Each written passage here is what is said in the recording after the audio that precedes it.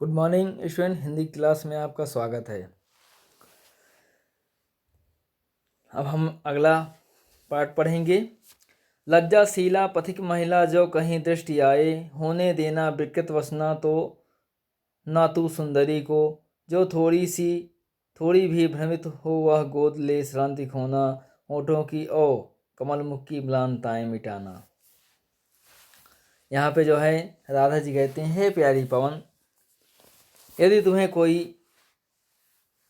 लज्जाशीला पथिक महिला उस पथ में मार्ग में अगर दिखाई दे, दृष्टि आए, दिखाई दे, तो होने देना विकृत वसना तो ना तू सुंदरी को। कहते हैं वो उस सुंदरी के जो है तुम उनके वस्त्रों को, उस लज्जाशील स्त्री के वस्त्रों को मत उड़ाना। अपने तेज वायु से जो है, वायु के वेग को जो है तुम उस समय कम कर देना, जिससे उसके जो है वह सुंदर वस्त्र, वो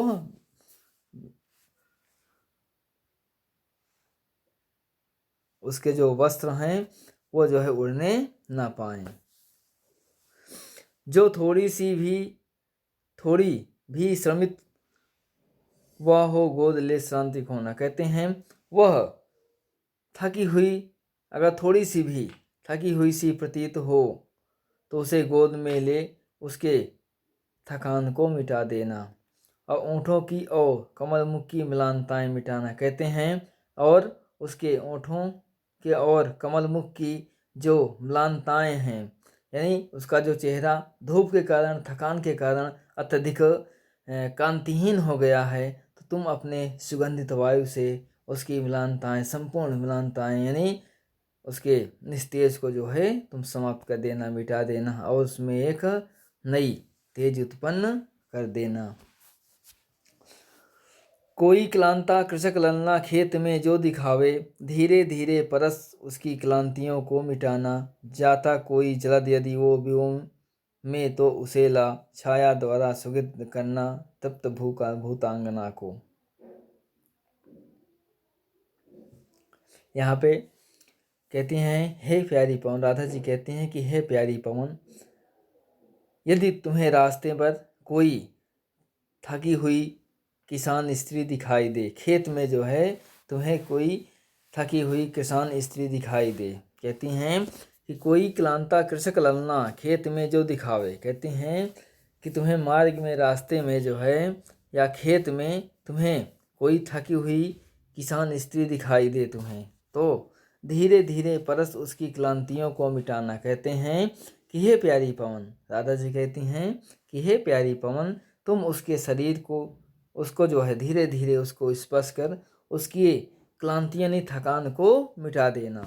जाता कोई जलद यदि हो व्योम में तो उसे ला।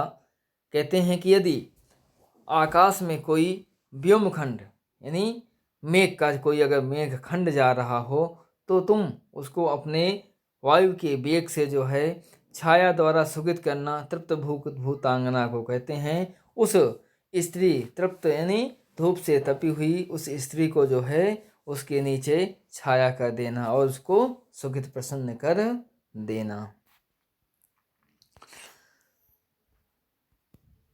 जाते जाते पहुँच मथुरा धाम में उत्सुका हो, न्यारी शोभा वर नगर की देखना मुग्ध होना।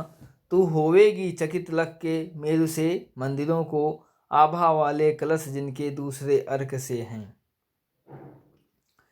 यहाँ पे जो है कहते हैं कि हे प्यारी पवन, जाते जाते पहुँच मथुरा धाम में उत्सुका हो। कहते हैं कि हे प्यारी पवन, राधा जी कहती हैं कि हे प्यारी पवन, जैसे ही तू जाते जाते मथुरा धाम में उत्सुका हो। कहते हैं तुम्हारी जो है जो उत्सुकता है, उत्साह है, वह मथुरा पहुँचने की है। जैसे ही तुम मथुरा धाम में पहुँचोगी, न्यारी शोभा वर नगर की देखना मुग्ध होना। कहते हैं जैसे तुम वहाँ पर उस मथुरा धाम की नगरी को, सुंदर नगरी को जैसे ही तुम देखोगी, उसकी शोभा को देखोगी, तो उस नगर की ओर जब देखोगी, वह नगर तुम्हें जो है मुग्ध होना, देखना मुग्ध होना। कहते हैं तुम जो उस पर जो है मोहित हो जाओगी। जैसे तुम्हारी नेत्र उस पर पड़ेंगी, वैसे ही तुम्हें वो नगरी जो है, सुंदर नगरी अपनी ओर आकर्षित करेगी, तुम्हें अपनी ओर मोहित कर लेगी। तू होवेगी चकित लग के मेरु से मंदिरों को। कहते हैं तू जो है मेरु मतलब पर्वतों के समान विशालकाय मंदिरों को देखकर तू आश्चर्यचकित होवेगी। और आभा वाले कलश जिनके दूसरे अर्क से हैं, अर्क मीन्स होता है सूर्य, कहते हैं और वो विशालकाय पर्वतों के समान जो मंदिरों के ऊपर जो कलश लगे हुए हैं वह कलश ऐसे दिखाई पड़ते हैं जैसे कोई दूसरा सूर्य दिखाई देता हो। ऐसा उस तेज जो है वो तेज चमकता है, वो प्रतीत दिखाई दे रहा है। सुंदर आभा वाले प्रकाश चमक दिखाई दे रही है, ऐसा प्रतीत होता है कि जैसे उसमें दूसरा सूर्य प्रकट हो गया है। वह कलश इस प्रकार दिखाई दे रहे हैं। देखे पूजा समय मथुरा मंदिरों मध्य जाना, नाना वाद्यों मधुर स्वर की मुग्धता को बढ़ाना, कीमा लेके रुचि तरु के शब्दकारी फलों को धीरे धीरे मधुर रव से मुग्ध हो बजाना।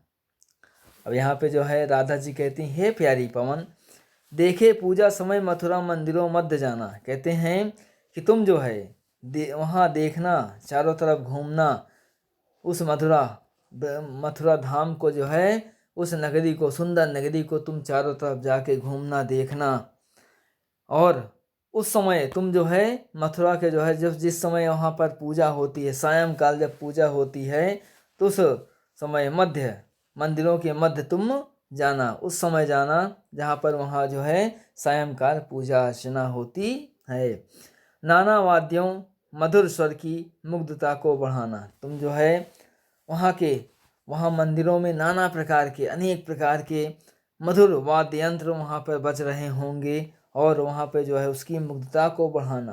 तुम जो है तुम भी वहाँ पर जाना और उसके जो है शोभा को बढ़ाना, उस पर मोहित होना।